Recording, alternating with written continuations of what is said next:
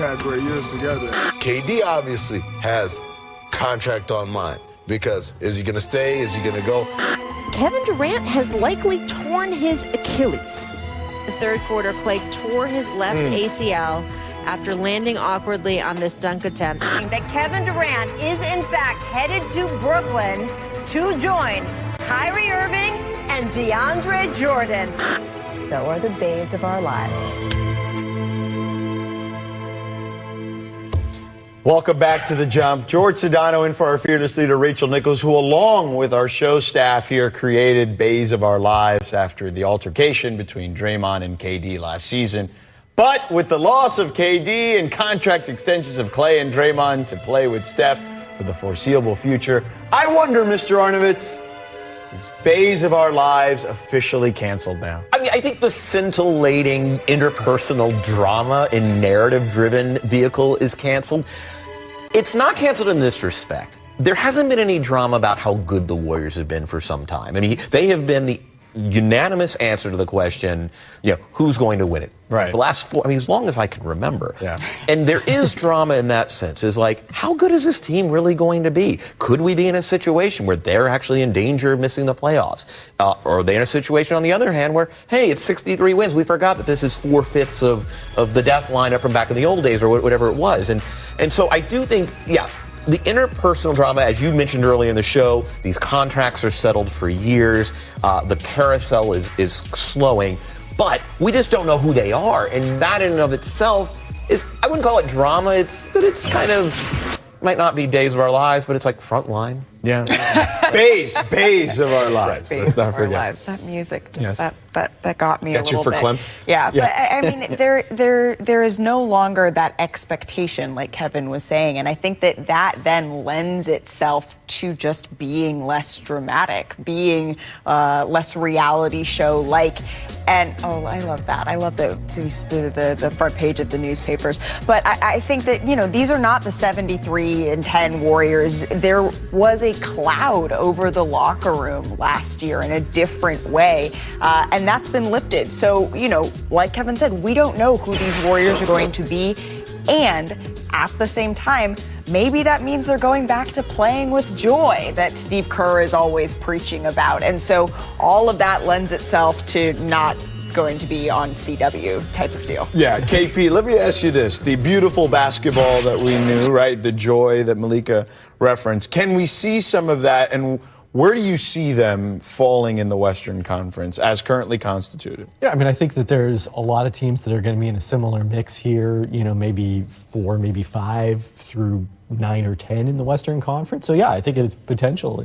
It's realistic that they could miss the playoffs this year at this advantage. There's a wide variance. I think a lot of it is Steph Curry's health, and that's something that it's not going to create the same kind of interpersonal drama. But if he misses some time, if they're below 500, we haven't seen Steve Kerr have to deal with that ever in his NBA coaching career. So, and also the other thing of it is, it's 2019 in the NBA. There's no such thing as a drama-free team. Right, that's an excellent point. That is an excellent point, yes. Can you have a drama-free team, Kevin Arnovitz? Is it possible? I think there are teams that sort of work through this stuff really well. I look at a team like Portland last year. It's just kind of, you had Dame and CJ. It's not that there aren't personalities on the team, but sort of everybody kind of knows their role. They sort of thrive on a really, it's fun to come to work here and we kind of do our thing. We're in a market where we're not overly scrutinized, we're overperforming. I think it is possible. I think it's possible, but it just is fleeting. Right. And that's the difference. Gotcha. Now, that perfect example. Now they're a team with big expectations. They made it to the conference finals. It is an imminent disaster if they don't get past the first round. So, but I think you can do it, but it's very fleeting. Gotcha, understood. All right, according to the New York Times, the Warriors are set to open the brand new Chase Center against the Clippers on October 24th.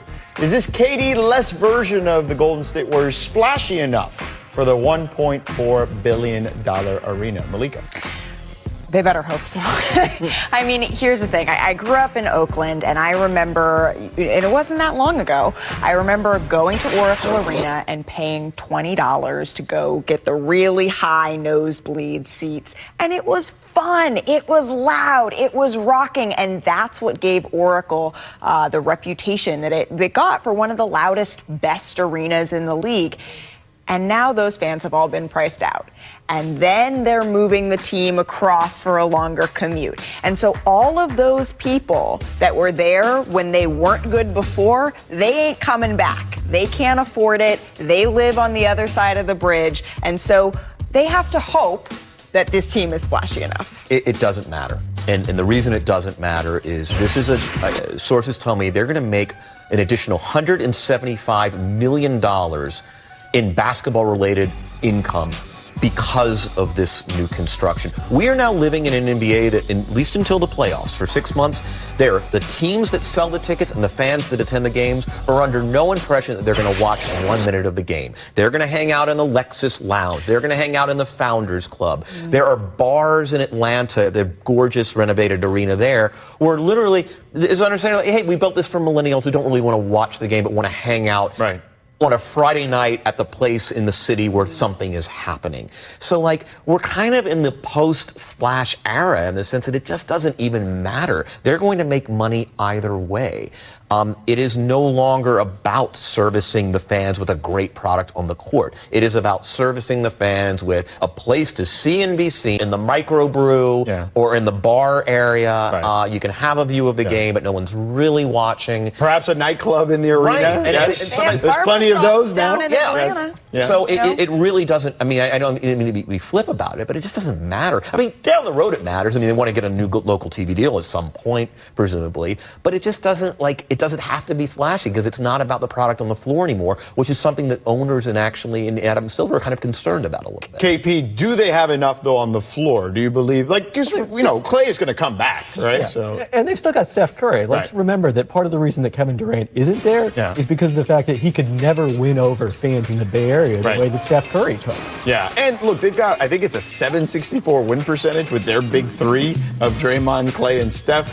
That's got to be flashy enough, right? Or splashy enough in this particular case. Splashy enough, yeah. I mean, it's going to be how this ages, too. Just like Kevin said, I think that, I have a little bit of a skin in this game, but in terms of the long term, okay, so right now they just opened Warriors Way. They are putting everything around it. It's sort of the Bucks have done that with a whole facility they've built around the arena. We're seeing that pop up more and more. And how is that going to age? If those fans don't start showing up, what's going to happen then? Speaking of aging, and look, Kevin Durant, I'm sure, is excited to go to Brooklyn. He's probably not going to play this season. He's going to be playing with his friends and Kyrie and DeAndre. But do you think there could be any FOMO, any fear of missing out of the new Chase Center and everything that could come with kind of the underdog Warriors, Kevin? I mean, by and large, in my experience, New York City is an inoculation against FOMO. Like, if you're in New York, you're good. You don't really think it's like that New Yorker cover. It doesn't matter. It's like that New Yorker cover where, it's like the rest of the world, and you're kind of in. I mean, that's generally, I think, that you go to New York so that you inoculate yourself from FOMO. Okay.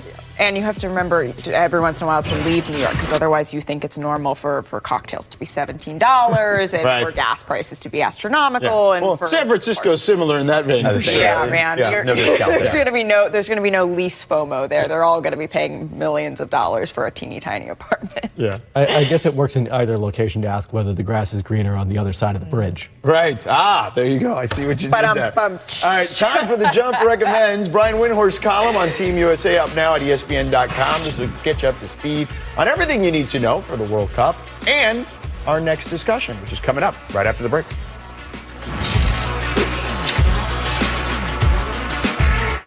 This is Wendy's Bacon Fest. And this is the bacon double stack in the $5 Biggie Bag. No one does bacon like Wendy's. So get to Wendy's Bacon Fest now and get a Biggie Bag